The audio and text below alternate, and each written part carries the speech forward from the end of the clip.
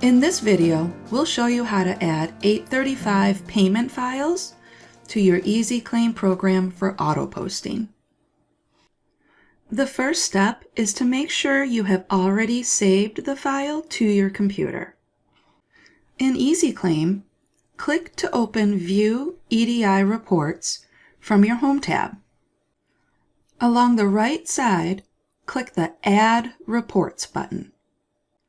This will open a Browse window, allowing you to browse and select your saved file. Click Open. We then ask if you want to delete the source file.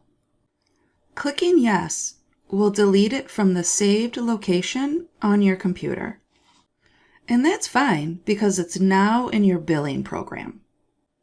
Once it's imported, treat it like a normal 835 for posting.